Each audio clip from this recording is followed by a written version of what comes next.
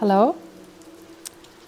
So I just did a video on projections, on the defense mechanism of projections, what it is and where it origins from, examples of different projections, and how you can help yourself to own the sensations in you so you don't project it onto someone else. And then I got the idea, okay, so why not make a video about the person receiving the projections.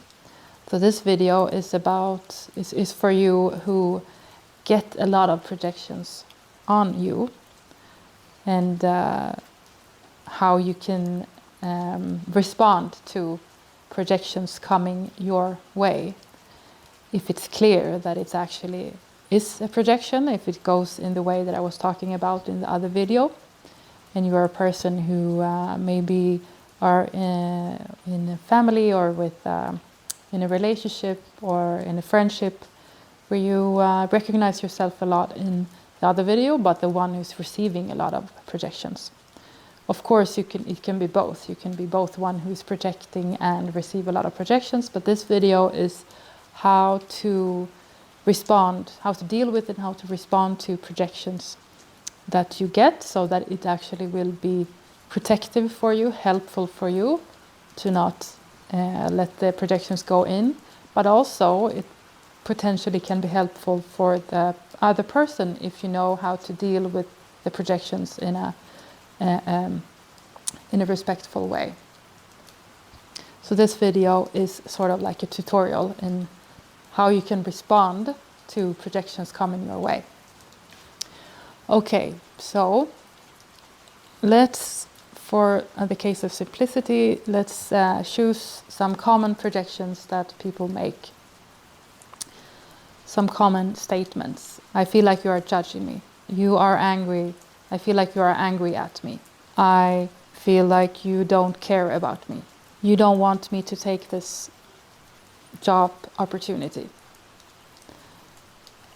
All of those, you could say the person is projecting either a feeling, or if you would say like a superego, they're projecting like a judging force that they have inside onto you, or they are projecting a will that they have themselves to not take the job or opportunity, but they're projecting their will onto you. So all of those, they are projecting in a way that you are attacking them.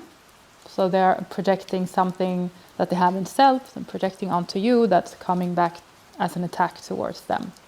But there can also be a sort of projecting where someone has a lot of anger inside, or has a lot of judgments toward themselves, but they are not projecting it in the way like they think that you are judging them, but they're actually judging you instead. So that's a more aggressive sort of projection, where it can go like, oh, you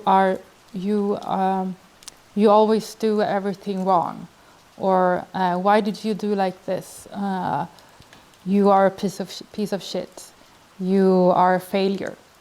Where it's sort of, they are projecting their own inner world, but not afraid that you think like that of them, but they are outwardly acting it out towards you, like saying that to you. So that's another category.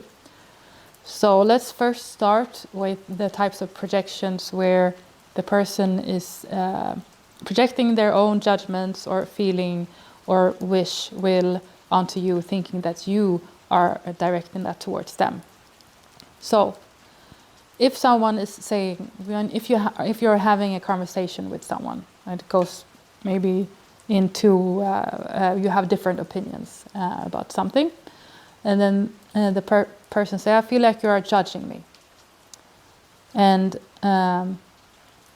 so that is like they are giving you a bait to pick up, so it can become a conflict, because then you can either say, no, I'm not judging you, and then the person, yes, you are, and you never listen to me, and blah blah blah, and then we have the conflict going on. So what can you say so that the judgment goes back inside the person instead of becoming a conflict between you and them? First of all, just don't get personally triggered directly, because then it will turn into a fight. So take your time. Try to be aware of, try to take your time to think if you are actually judging them, or if you are not, then you can assume that it's a projection, that the person is judging him or herself, and it's not about you. But the first thing is to not respond immediately, not with an attack back, not with an intense temper back, because then it will just trigger. So the person is saying, I feel like you are judging me. Pause. Okay. Pause. What are the signs that I'm judging you? So that's a question you can ask back. In what way do you feel like I'm judging you? So in saying so, first of all, you're showing that you are taking the question seriously, or the assumption that the person is making about you seriously. So you're saying, okay, you're pausing, you're thinking about it, and then you're showing that you are curious in the question. And thirdly, you are putting the pressure back. You are putting the pressure back on the person, which is reinforcing the act of putting the projection back. So instead of instantly responding like, no, I don't. What makes you think, or why would you say that? Or no, how is that important? Because that would be defensively. You would answer, okay. Then curious, what are the signs that I'm judging you?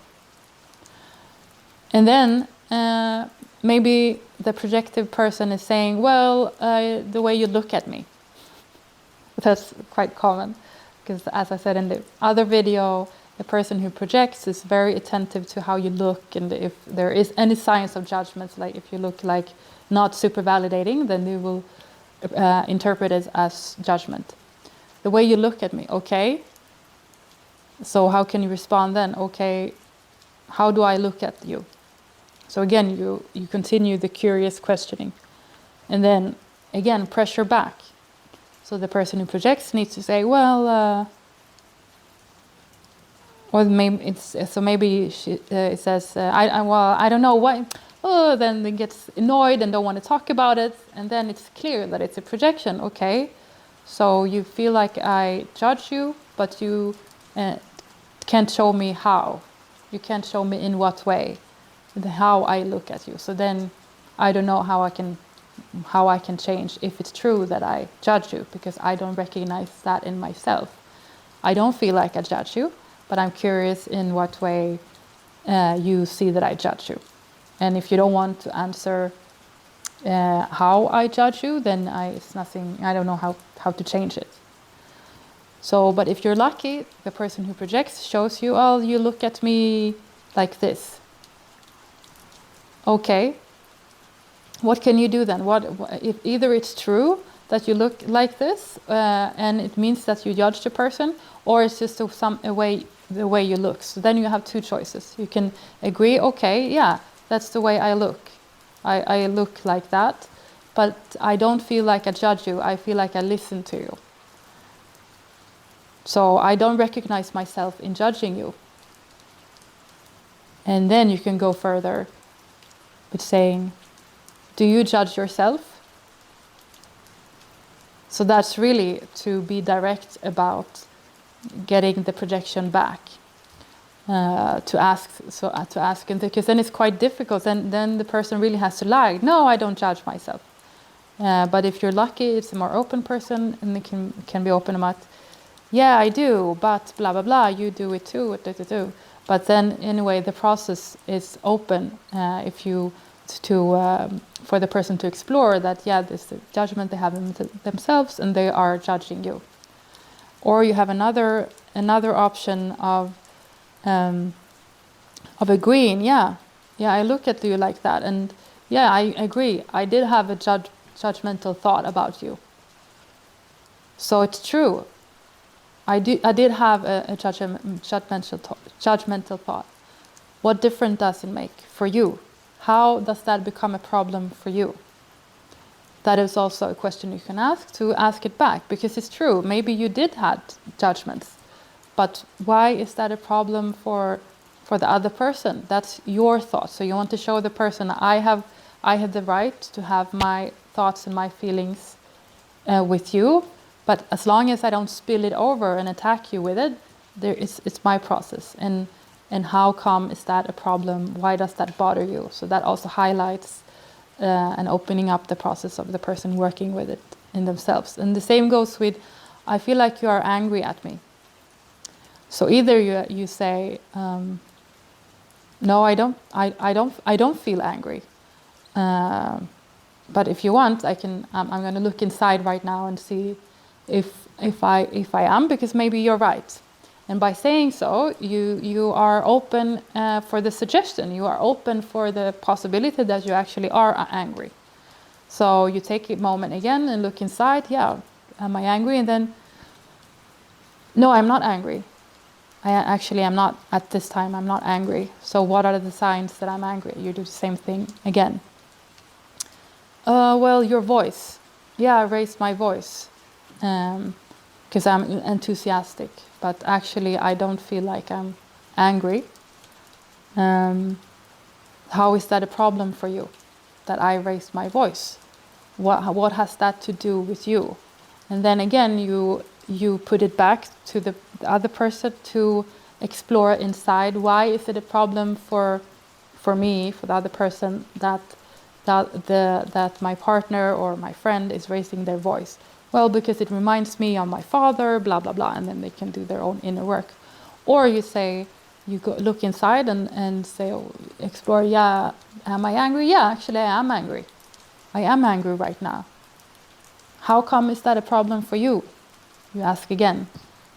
So like why what has that to do with anything right now or what we discuss? I am a little bit angry, but we are discussing something that is important and I want to continue discussing it even though I'm angry. Is it a problem for you that I'm angry? So again, you help the person to distinguish between someone being angry and the capability of having a conflict or of having like a discussion further on. So again, you're putting it back, you're pressing back the thought of being angry in the person. And you might agree that it's true that I'm angry, but again, why is that a problem? And that encourage the person to look inside. Yeah, I'm scared of anger, so I have a problem with anger. And then it might that the person to say, yeah, I have a problem with anger. My parents were very angry at me when I was a kid, so can you please be less angry? Can you please don't raise your voice, or can you please don't look at me like that, because it's scary for me and it reminds me of my childhood, and I want you to change. So that's a tricky one, because it might be, then you have to look inside yourself again and see what resonates. It might be that you actually have an anger problem, that you are excessively angry and that you are very hostile. And then you need to listen to the person who projects onto you to see what's true actually from the projection. It might be that you are too angry, and well, that's a sign and invitation for you to work with something in yourself. But be careful so that it doesn't become that only you then have to change, and so that the environment adapts for this sensitive person with a lot of traumas, so that the person doesn't have to work on themselves and clear out the problem he or she has with angry people. So be open for the feedback. Yeah, okay, I will see.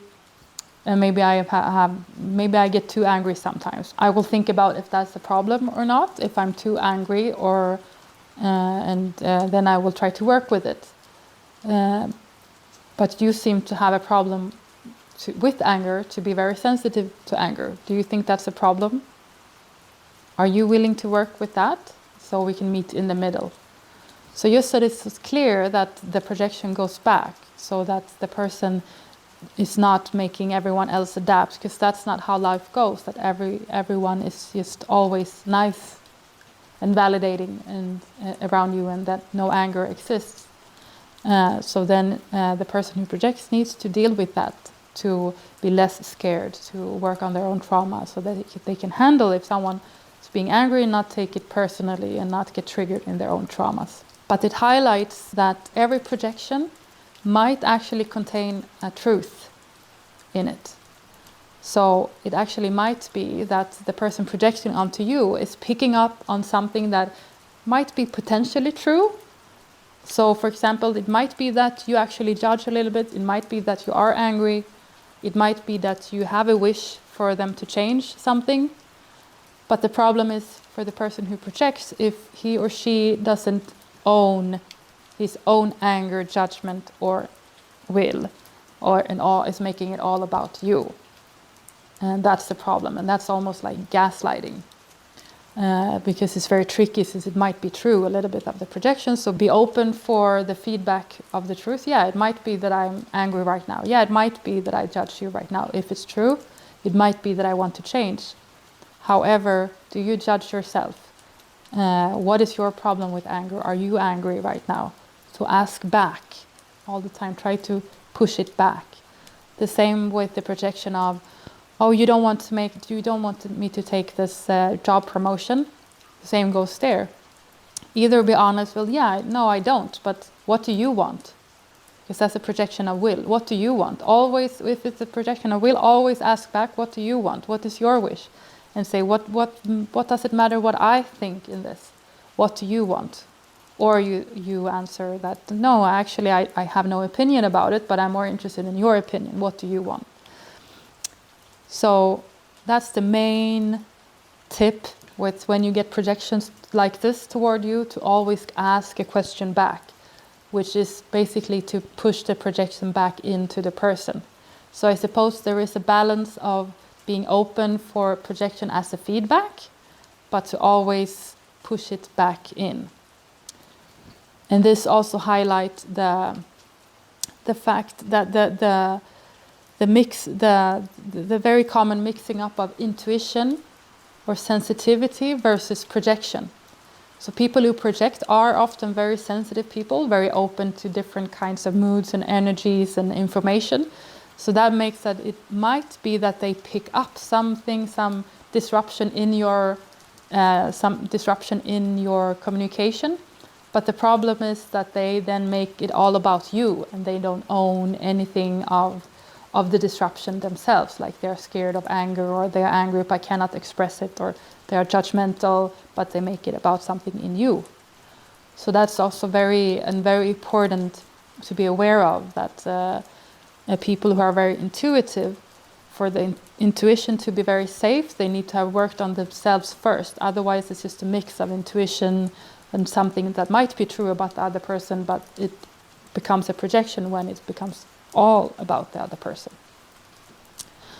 So that's the case with when there is that type of projection where the person is trying to inflict something, is questioning you.